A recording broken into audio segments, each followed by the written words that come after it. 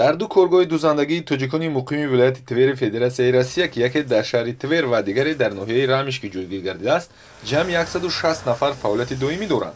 90% коргарон аз ҳисоби ҳамватанони мо ба кор ҷалб шуданд. Оилаи Хушаковҳо шуруъ аз соли 2014 фаъолияти коргоҳҳои дузандагиро ба роҳ монда ва маҳсулоти истеҳсолнамудаи худ давоми 2 сол ба таври зарурӣ мизоҷонро пайдо намуданд. масъулони коргоҳ дар мавсими корӣ шартномаи ҳамкориро асосан бо қисмҳои низомӣ ва ширкатҳои сохтмонию беморхонаҳо ба роҳ мемонанд. харидори асосии онҳо бошад марказҳои савдо ва дигар мағозаву нуқтаҳои фурӯши вилояти Твери Федератсияи Россия ба шумор мераванд. сифати кор вақти монашудаи фармоиши мизоҷон ва муносибати хуб бо харидорон асоси пешравии кор аст, мегӯянд масъулони корхона. ба гуфтаи Хушаков, мазҳаб талабот ба либосҳои омоданамудаи онҳо аз ҳамин ҷиҳат доимӣ аст. бахусус дар ин самт меҳнати ҳалоли занони соҳибкасб нақши муҳимро мебозад. ман Шабдулла Ранифа 1 сол мешавад ки ҳаминҷа кор мекунам. маошомон аз роҳбарону қатимон аз рафтор мекунам. касби дузандагиро ман дар Тоҷикистон дар синни 17 солагӣ аз худ карда будам. ана ӯзи ман хурсанд ҳастам ки дар инҷо ин касби худро давом дода истодам. таъмини саривақтии маош ва якчанд имтиёзҳо шумораи коргаронро аз ҳисоби халқатҳои дигар низ зиёд намуд.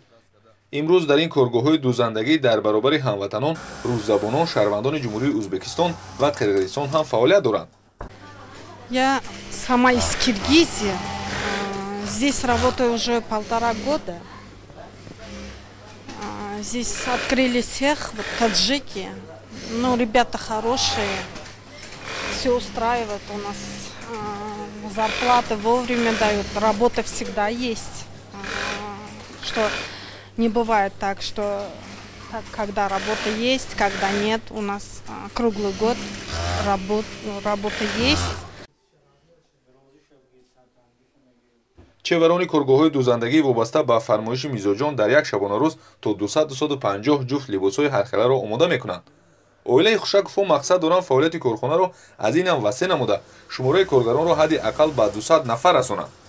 дар ин самт ба онҳо раиси ҷамъияти тоҷикони вилояти Твери Федератсияи Россия Муқим Майбалиев ва намояндаи ӯ дар шаҳри Рамишки Орзу Даҳбошиев кӯмак мерасонанд. натиҷаи муваффақият ва пешравии фаъолияти худро онҳо танҳо аз меҳнати ҳалолу ҷиддият ба кор ва дастгирии ҳамдигар арзёбӣ менамоянд. Абубакр Шарифӣ, Ҳабибуллои Хушбахт, вилояти Твер, ҷаҳони мо.